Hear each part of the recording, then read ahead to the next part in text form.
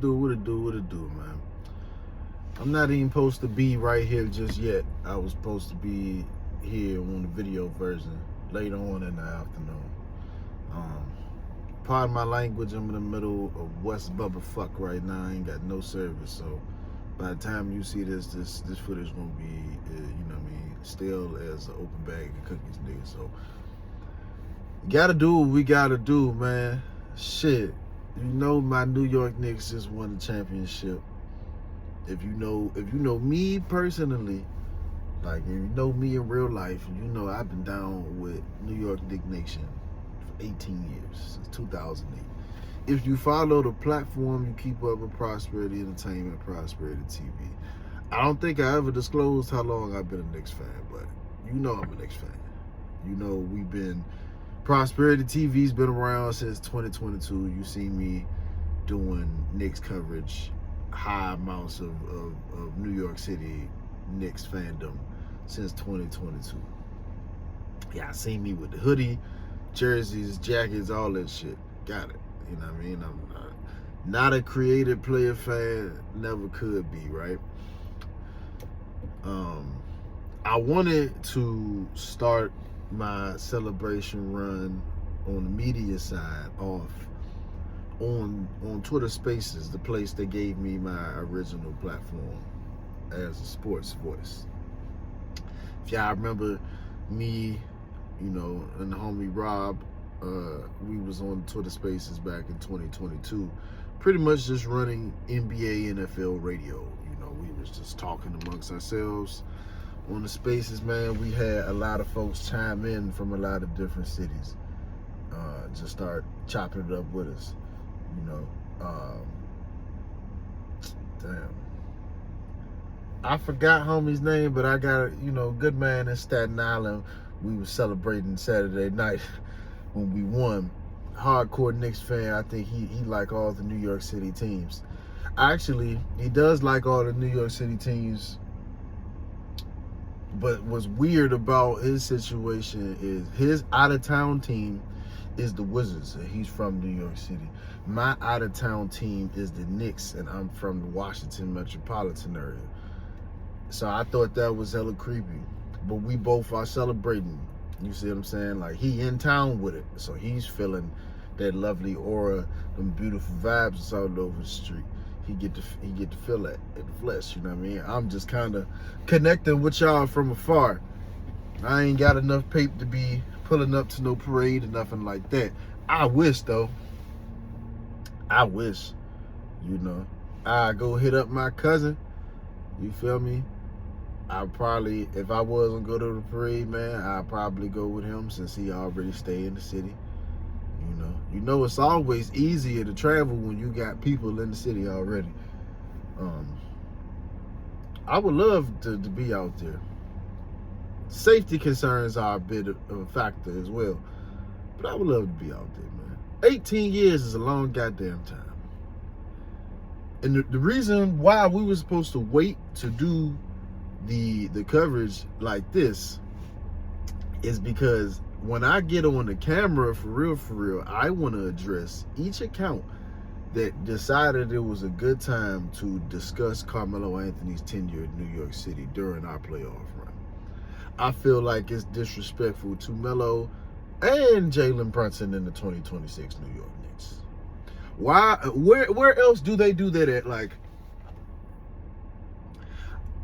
I have never seen like the Timberwolves been going to the playoffs having decent runs for the last 3 seasons, bro. I have never seen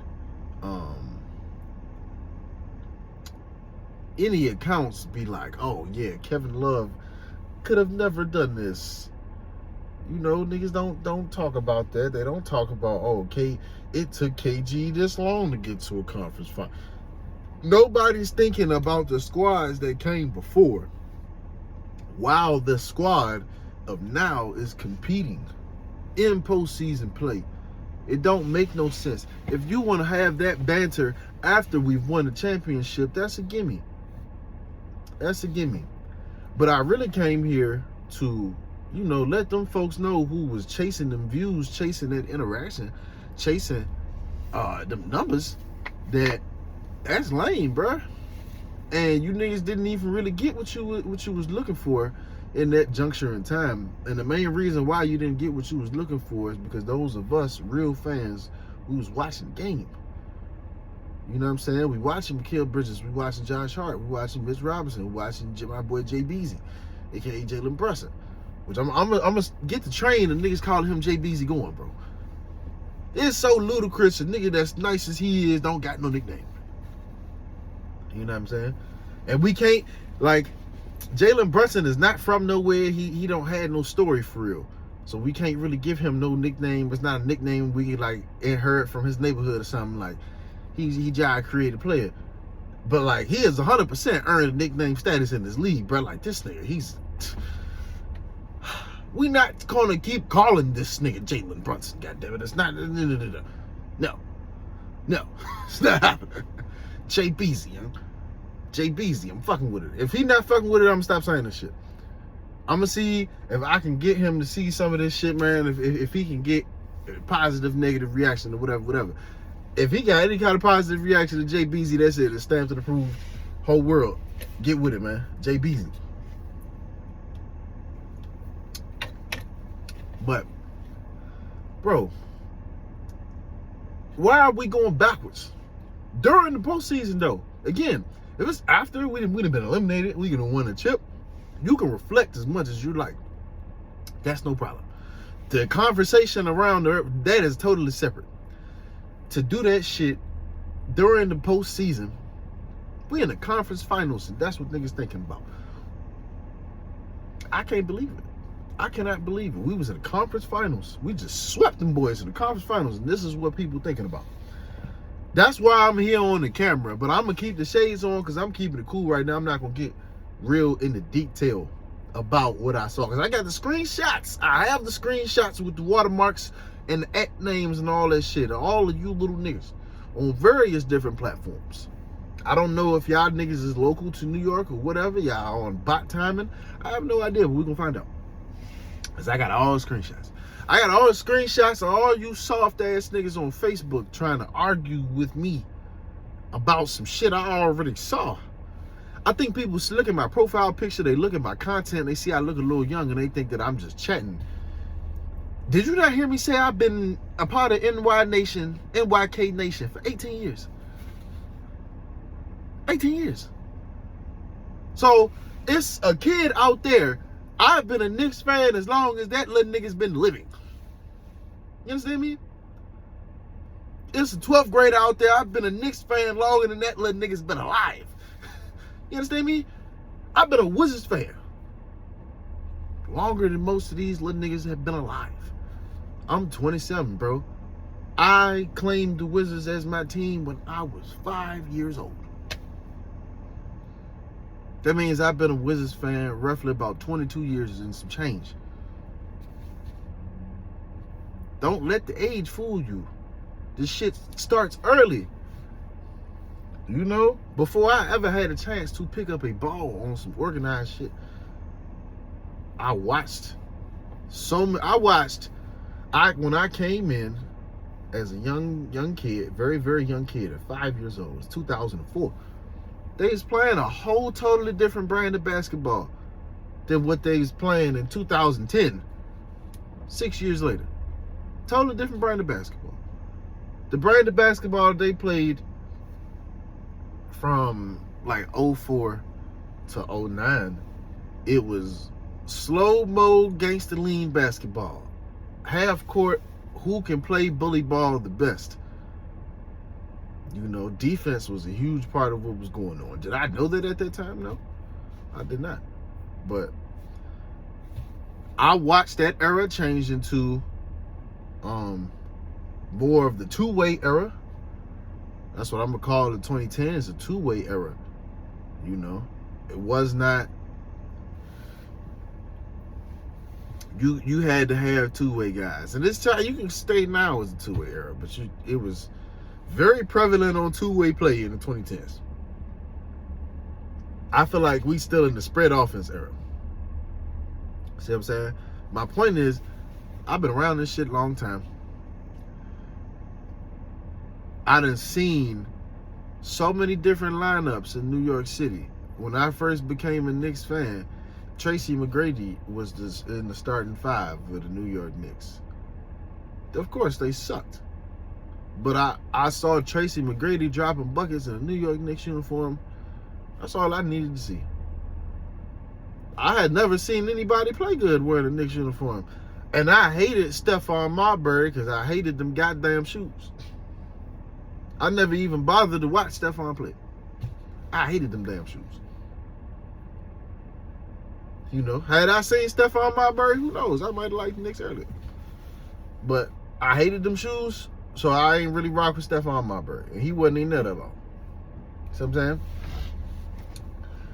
saying? They ain't had no business doing this shit during the playoff run. You're not a real fan if you was talking about Pat's Knicks or Melo's Knicks during this playoff run or any other playoff run.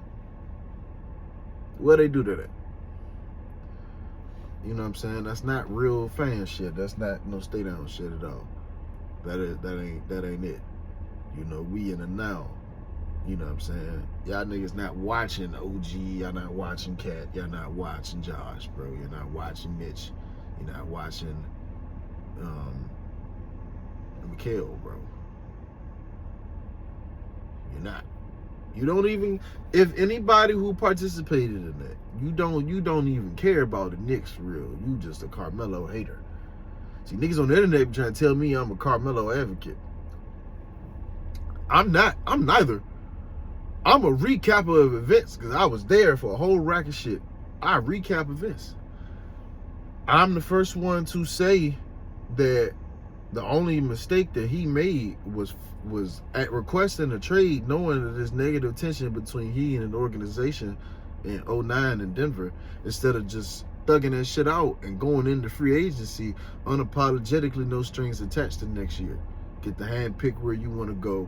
You get the hand pick what contract you want, because at a trade situation, you kind of got to take what's available. It doesn't really give a team an opportunity to make preparation to bring you in. You know, that's it. That was the one thing that he did wrong, and it did cost him, because although the Knicks were already a trash organization, and I will truthfully say that they would have missed out on signing him in free agency because they just don't know how to maneuver. They don't have no good sense of what to do. You know, Amari Stoudemire kind of went out of there shockingly. I think they were shocked to see Amari had interest in playing over there, but I think he goes into like the Bulls or some shit like that. If he was a free agent. See what I'm saying? So I'm not an advocate. If I was an advocate, I'd make an excuse for that. But there really is no excuse for that. Besides, I mean, it's an explanation for it. I mean, he was young. George Karl got to be a major pain in the ass, and they literally picked George Karl over him. And that the knee-jerk reaction to that is, hey, go in the office and tell them what it is. That's the knee-jerk reaction to that. And I get it. I 100% get it. I do. But obviously, it would have been more efficient for his career and his well-being to thug it out, just unapologetically walk away in free agency, hand-pick the contract, hand-pick the situation with an untainted roster, meaning they did not have to ship out a bunch to bring you in. You know. That's all I really wanted to say there in regards to that. So when y'all see the next part of this visual part, when I'm wherever I'm going to be doing a deep dive on that shit. Let's talk about the actual hoops of this year. Let's go back to the regular season. Fuck it.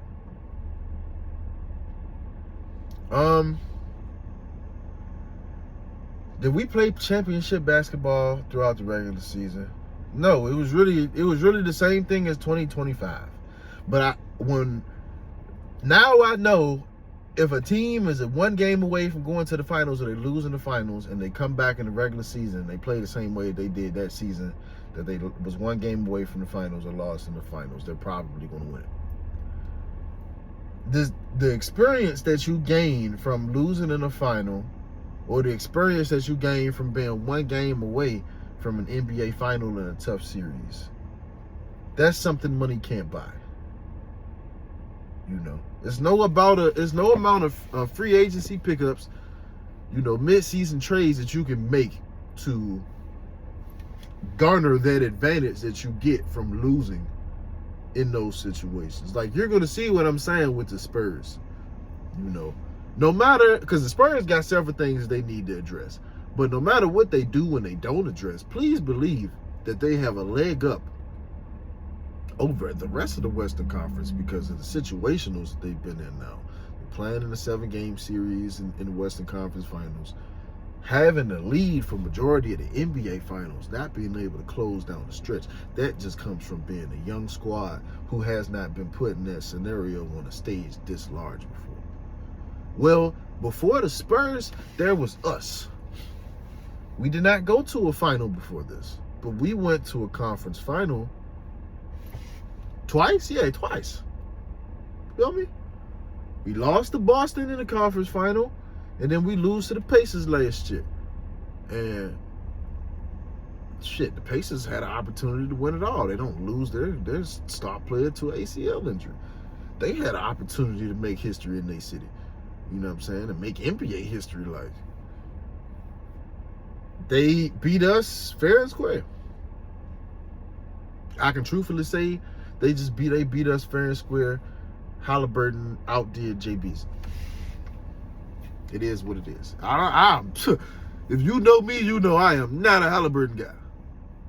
You know, I try not to naysay him because he put that season he put up a shut up.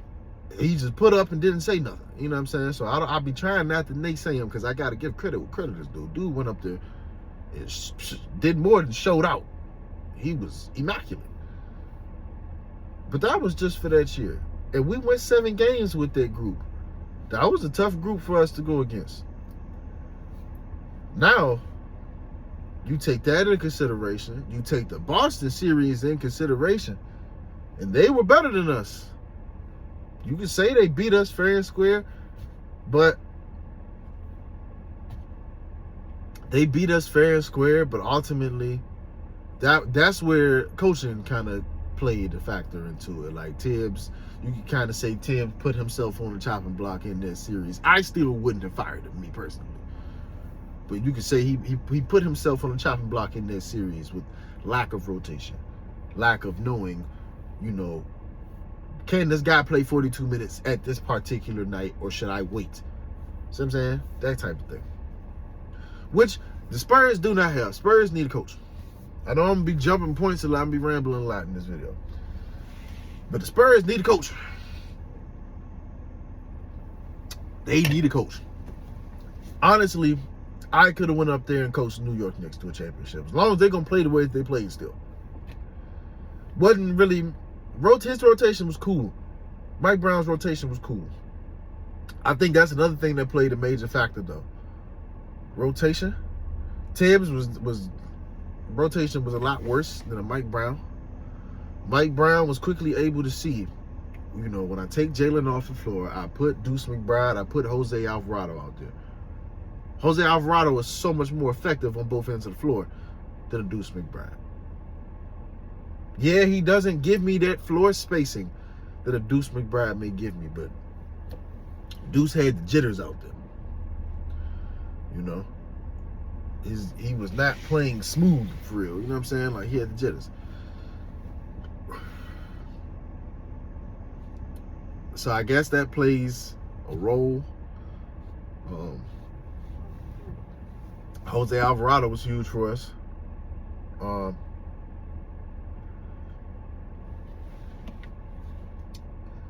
mean, it was a sight to see. Yeah, rotation is everything. Rotation is everything. You see like an uptick in like Mitch's minutes. That's smart basketball. I mean, you talking about some of the most versatile defensive pieces that can be used right now in this league, with a Josh Hart, Mikal Bridges, OG Anunoby, and a Mitch Robinson. I mean, Lord. Their only free opportunity for somebody to go crazy is possibly at point guard. And although Jalen Brunson is not much of a defender, he's still going to put forth the effort. So if you just don't have it that night, that's you're not going to get by. You got to have it that night. You know? Prime example, CJ McCollum, bro. First round, you know, them 2 games that they won, CJ McCollum is putting Jay Beasley in a blender. You know, he going to Smoothie King with him. He's going to Tropical Smoothie with him. He putting him in a blender. But as soon as that was over, it was over for Atlanta. It was over. You know, nobody else got their rocks off in that series, by the way. They literally won 2 games off of just Jalen Brunson distributing a spanking. I'm going to be honest.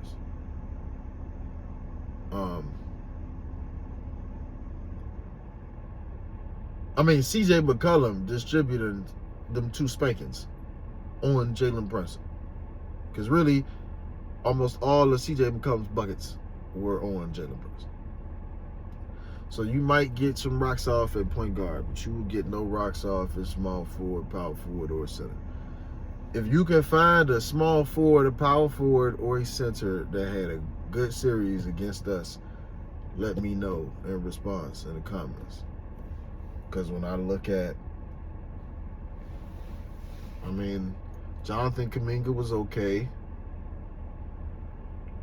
But, you know, I look at VJ Edgecombe, Paul George against us, they were non-factors.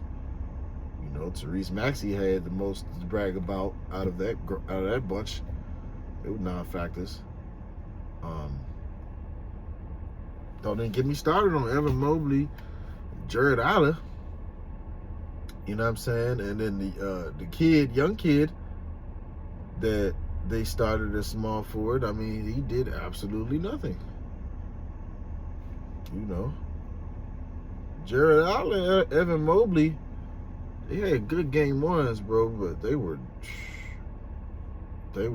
was locked up.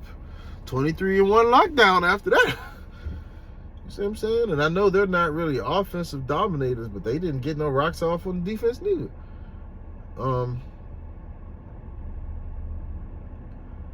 Wemby played his worst playoff series against us. And then Keldon Johnson was made a non-factor. Devin Vassell had a good game 5. He probably had a solid series. But if you look at it, the 3 through the 5 gets nothing. Gets nothing. Dylan Harper was the one giving us his guard. That's our weakest points. Is the 1 and the 2. Those are our weakest points. Is the 1 and the 2. You might get it. You see some daylight at the 1 and the 2. If you got a 5 like a Wemby, yeah, he's going to get some rocks off. But ultimately, you need that 5. If you got like a Wembanyama, you got a Chet Holmgren, you got a guy like that. You need him to be dominant. A Giannis, you need him to be dominant. He can't just get rocks off. You see what I'm saying? Who did it? Nobody did it against us. OG, Josh, Mikal, Mitch Robinson put niggas in hell. 23-1 lockdown. You know what I'm talking about? Fed Max type shit. Lockdown. You feel me? 23. That's what I'm gonna start calling that shit. 23-1, nigga. 23-1 lockdown. That's exactly what that was. So now, now we gotta ask ourselves, how are you not gonna win with that? You know, and your guy, your starting point guard, is putting up 28.5 in his sleep. How you not gonna win?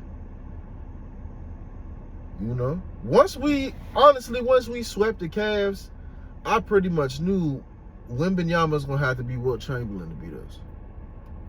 If everything goes well, like unless somebody on our side wets the bed, he gonna have to be Wilt Chamberlain to beat us. And that could happen. Like, we really, on paper, We're not that good. But that's why I said what I said about two-way play in the beginning of this video. I came up off a two-way play. The two-way era happened right after the, gangster lean, slow-mo half-court era. And we still play half-court in the two-way era. But you watched teams change their whole trajectory. They changed their whole fate by buying into the two-way situation. The two-way play situation is here to stay. That's basketball right there. That's basketball. There's different ways to go about it too. When I think about how we did it this year, I immediately think about the 0-1 Sixers. But I think about how we did a better job of addressing the personnel that we needed around our star player rather than what the Sixers did. Like somebody on Facebook tried to get at me, pretty much say that the Sixers did as equally as a good job of putting guys around Iverson as we have around Brunson. And even if that was true, that would not make sense because none of Iverson's friends played on the team. All of these niggas that I just named, besides Mitch Robinson and besides OG, are indeed personal friends from the University of Villanova of Jalen Brunson. And I'm going to keep it a bean. When all that shit first happened, I had a problem with it from a standpoint of, if these chumps don't win, who's going to eat the responsibility for this? Because we ain't never seen no shit like this before. Never. Because he didn't even link with other superstars. He didn't even link with other players that he cool with. These are his college guys he won a championship with in college. So, of course, I'm doing the cliche thing like, man, nigga, that's the NBA, bro. I don't know what type of shit y'all on over here. But we suck.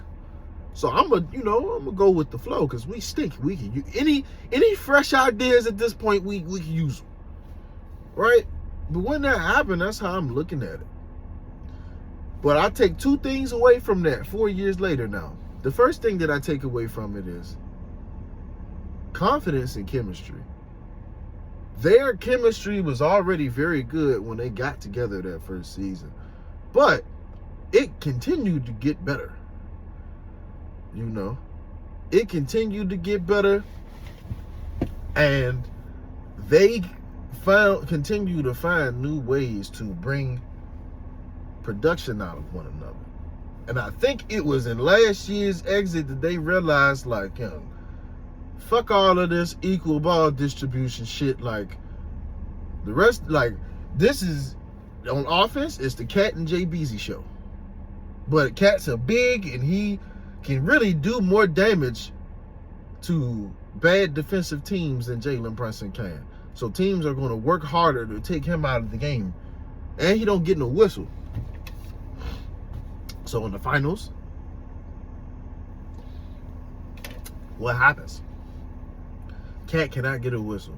And the whistle's just being blown like crazy on the other end. He pretty much took him out the series, man. We got Carl Anthony Towns going in regular motion. It's going to be a sweep, man. Feds did a sweep. They took him out the series. So now, it's Jalen Brunson's show. Besides Game 4, when OG Anunoby catches fire in the second half, raining them corner threes, and then that very legendary block and tip in that happens at the last under a minute. He put up, 27, 25, right? That was amazing. Every other game besides that, though, bro, you can go look at it. Like, Jalen Brunson show. At least on offense. On defense, there's a different story. On offense, the story is the same. It's Jalen Brunson show. Only with, like, an Allen Iverson, a Jalen Brunson. I'm trying to think, is there any other players that could have had this kind of build for them? They would have won.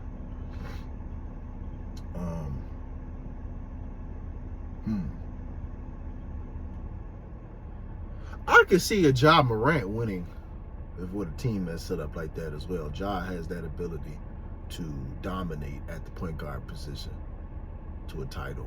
if they've got the roster set up right. So those are the only 3 guards that come to mind in this last 20, 25 years or so, where they can beat whole teams and win a chip as the sole offensive reliable option.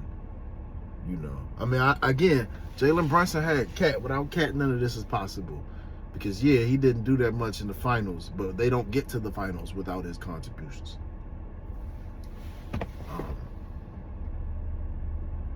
It worked, bro. You know, I think this might have been the first time we've ever seen somebody pretty much put the pieces around the little guy, shield the little guy, let the little guy go crazy, and they win a championship.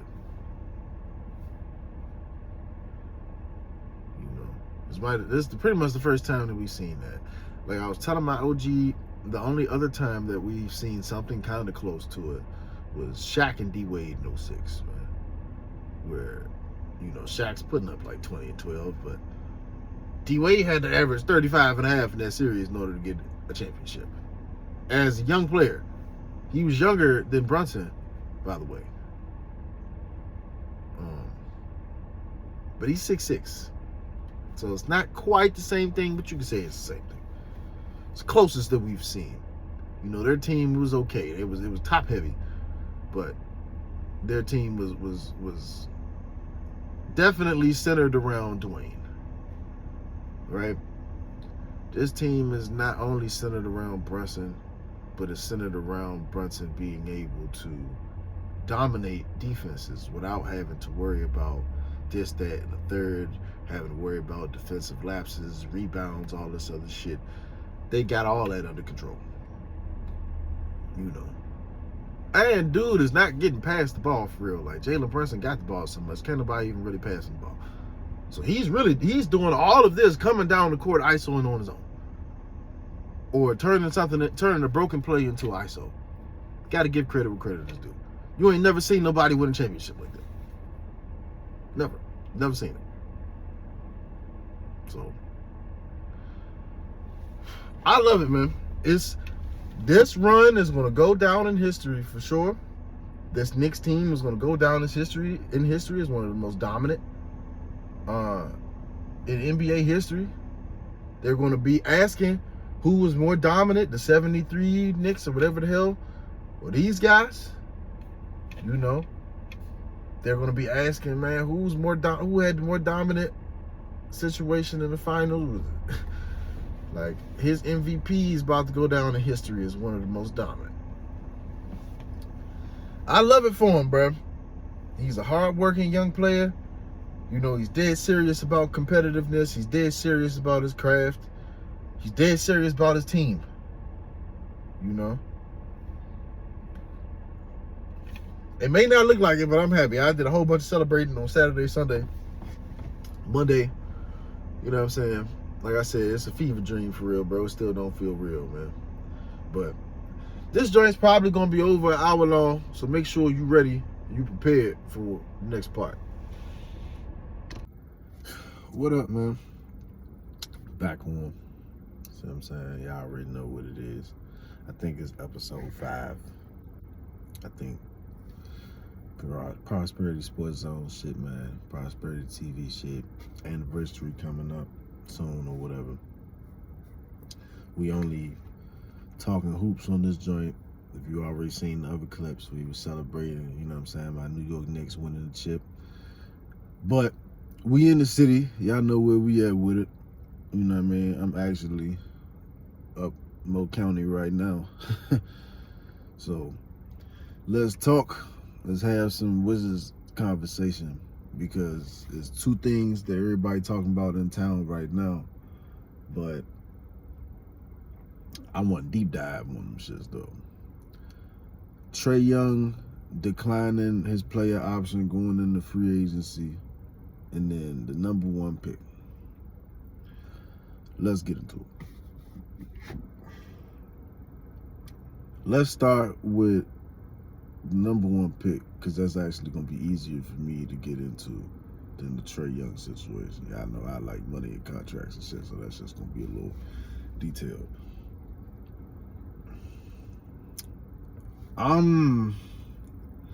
Y'all niggas not gonna like none of what I got to say about the draft. Because if we pick AJ or if we pick Durham Peterson, for me personally, and I know I'm not the only person who feel like this, but I don't think it's a lot of us who feel like this. As long as either which of those roads lead to us dropping off Bilal, you know what I mean, telling them to be safe, you know what I'm saying, and we going about our business, I'm cool with it. I really need this to be used as an opportunity to get rid of Bilal. I mean, because I'm going to tell you the situation that we're in roster-wise with our young players, bro. And it's a situation where I'm going to give the Wizards credit, but I'm also still going to remind you that they're still the Wizards. We trade for Trae Young. We gave up, you know, a solid player in CJ. Like, he's only solid to us because we suck terribly. Like, Atlanta was in better position to use him. Feel me? Give up a solid player, a bag of basketballs, a cup of coffee, you know what I mean? A couple of go-go tickets. Right? Get Trae Young. Hey, the plugs letting that shit go for that low, you gotta make that happen, right? However, we just spent a lottery pick on a point guard the season before. His name is Trae Johnson. Yeah, I know him. So, what do you think this means for a lottery pick? Had a very strong rookie season, Trae Johnson, at least from a shooting standpoint. What does this mean for him? Well, I'm sure it's not the end of the world if he got to sit for a season, or you know what I mean, and figure shit out figuratively. But he may get unhappy. Got Bud Carrington. We've got the Champagne brother. They gotta, you know, it's the guard house is not gonna be as turmoil filled as the forwards and the centers, but they don't got their shit together. Washington don't have their personnel together. So when you talk about the number one pick, somebody's got to get the fuck out of the door with this number one pick. I hope it's not the wrong person. Like, Trae Johnson don't need to go nowhere. If they get rid of Trae Johnson, I'm not gonna really like that. You know, I'm not gonna really like that because AJ is more of a forward in the NBA. He could probably slide with being a dominant guard in college, but he's not gonna do shit on as a two guard in the league. He's gonna have to play three. And I'm cool with that. As long as Bilal's going, like, Bilal being in the mix, I'm not even saying he's like that bad of a player. It's just, bro, he is not good for our team, man. He's not good for this area. Like, his style of play don't work for me. It don't work on the court. Like, he got good runs, bro. He be locking up certain dudes, bro. But I need physicality on a consistent basis. You gotta have bricks in your pocket, and he won't do it. He won't do it. So, he gotta go. Gotta go. Gotta use this opportunity to get that nigga ass up out of here. And watch, he gonna go play great somewhere else. I don't have no problem with that because we got an opportunity to really put some shit out on this court and compete. So I ain't, you know, if I'm the front office, if I'm Monumental Sports running the Wizards right now, that's all I'm thinking about. I don't give a fuck about nothing else, right? Secondly, who's the better player? Who's the better fit between AJ, Durham Peterson? Right? I considered Boozer realistic, but no, because now that pretty much the two most talented, well-rounded guys both would like to go to DC. They're expressing that they would like to be drafted in DC. This has never happened before. Boozer, no, not going number one. Hell out of here. Boozer's probably gonna go like ninth. But to be honest, because he's going to drop, he's going to go to a really, really good team, and he's going to be in a real good situation. Damn, that's $1 million question, though. Peterson or AJ? For real, if we get Peterson instead of I would still want Bilal to go, but if we get Peterson, I'm gonna tell y'all who's gonna go. Bud Carrington's out of here. If we get Darren Peterson, he's out of here. Unless he's just gonna be a dedicated habitual backup. Which both of the young guys, Trae Johnson and Bud, may end up in those roles. May possibly, because Bud is just struggling with consistency right now. Like, we've seen him in action. We know he's physically capable of hooping with real niggas, but he just cannot do it on a basis where we gonna stamp it. You know what I'm saying? But if he changes that, who knows? Darren might be backing him up. Like, it just depends. But we need a coach too. That's the last thing that I'm gonna say. No matter who we pick, who goes out the door, whatever, nigga, we need a coach. Brian Keefe ain't shit. I go out there and get more wins with the Wizards than what Brian Keefe's doing, man. And I ain't trying to diss him. But I talk to the same people that I respect what they got to say about the game that I've been talking to for years, and we in agreement. Like, he's he like Jason Garrett, but worse. He don't even have nothing. He don't got shit under his belt, unlike a Jason Garrett. See what I'm saying? So, ultimately,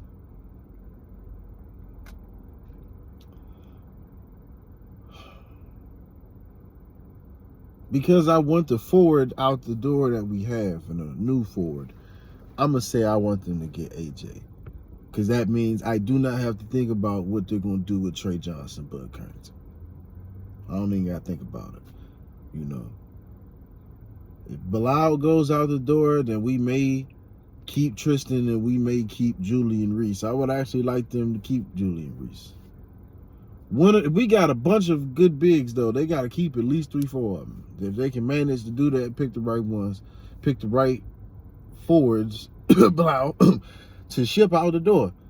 If we draft AJ, who is in fact a forward. I mean, Darren's a forward too, but he can be dominant at either position in the NBA, in my opinion. That's how I feel about the #1 pick. Now let's talk about the fun shit, which is the Trae Young contract situation. The nigga turned down 48.5, 49.5, whatever. Okay. At first I was like, yeah, he just fleeces. But I'm like, okay, wait a minute. He played 5 fucking games for us, you know what I'm saying? Like, all right. He would just be signing on for another season. He would have to go through this process again the next season. So I'm like, all right, that don't really make sense. However, yeah, I started thinking, I'm like, wait a minute, this dude, he on a handicap list the last 3 seasons. I hope this nigga don't think he's getting 4 or 5 years out of us. Like hell he is, right? And honestly, I don't think he should be getting 50 or 55 million either. I don't. But I know the when it comes to that shit, it's more than just availability and all that. Like, he got the namesake jersey sales and all that shit. They say he's trying to work out a 3-year deal. A substantial 3-year deal. Now, for me, 128 million for 3 years is like, okay, now we're talking. But I'd be content with 135. I'd be content with that. If they give the nigga 150 or more for 3 seasons, that's just gonna be a disaster. It's a disaster. That if he goes above whatever the Hawks gave him on that last contract, it's gonna be a disaster. If he plays better, it's gonna be in less than 57 games if he somehow plays better here than he did when he was in Atlanta. It's Trae Young. And this is a beat up Trae Young at this point. Like, no bricks in the pocket still. He has no protection for his bones. when he takes, hard fall, whatever the case may be, the nigga, 29, 28, and our team, it is good, but I don't know if it's going to be good enough to bring his usage down so he's not getting hurt as much. So ultimately meaning he's going to be missing more time. So when you take that into consideration, you gotta ask yourself, man, because we didn't really give up a whole lot to get him. We couldn't do shit with CJ. CJ had no value with us because we suck. He got to have a team around him so he could pop his shit, which he ended up having. So if we cut ties with him, bro, it's not the end of the world. But I mean, you talk about selling the fans a dream. I would be selling them a dream. Like, this nigga across the street, he catch the bus every morning from my crib, nigga. He wear his Trae Young jersey every week. No cap. Every week. You know how stupid everybody's gonna feel if that nigga leaves in the free agency this year? Play 5 games. That's something that is gonna destroy the fan market forever if that happens. Like, I don't know what LeBron coming to town and retiring just like Jordan did would be the only thing that could heal that, because we have not had a star player in this town since John Wall and Bradley Beal. And Bradley Beal been gone. Bradley Beal's been gone for 4 years, so that shit's crazy. Like, time is flying. So, and it's Trae Young, we don't even fuck with Trae Young like that. As far as oh yeah, that's a real nigga. No, we don't even fuck with Trae Young like that because of the Atlanta days. But we are hoping that we can, help him turn a new leaf, and he help us turn a new leaf, nigga. Like, we both could use a new chapter. So when they say substantial, I hope it's not north of 50 fucking million. I'm not subscribing to none of that, man. It can't be north of 50 million. If it's going to be 3 years, that's kind of like a superstar prove a deal. And I ain't got no issue. You play well, handle business. We turn the tide around some. When it's time to renegotiate, man, get pop your shit. Them niggas gonna break the bank, or you gonna leave. They know how it go. We know how it go. But if you do that now, and you come to the deal, fuck the team up, fuck the Bucks up, because you wanted to, break the bank, or you go to another team, Wizards Nation is never, they're not gonna forget that. I promise you. They're not gonna forget that. Ultimately, though, I think he's gonna find a way to re-sign unless somebody comes in a mix with a seriously good offer, meaning tenure, money, winning situation, good team that's got a good bag for him. They got a 4-year good bag for him. They're a good team. They need a point guard. Oh shit! Now we might have a problem, but we got the #1 pick. Goddammit. We got Anthony Davis. We got Alex Sarr. You know what I'm saying? We got pieces. We got the #1 pick, so we got a leg up on the situation. But we're not there, so I don't know what the fuck substantial could mean. It's a whole lot. That could mean a whole lot of shit. Hope for the best though, bruh. It's been a super up and down year, sports wise, just vibe wise in the city, in the metropolitan. Shit been super. A lot of good shit, a lot of bad shit though, bro. A whole lot of bad shit. And I feel like this particular situation that we in, I feel like this is it's a part of that metropolitan bad luck. You don't see this often. Shit like this don't happen often. So yeah, man, I hope it goes well. I hope it's just a more interesting part of the story of the document. But you know, around here, boy, you never know. Never know.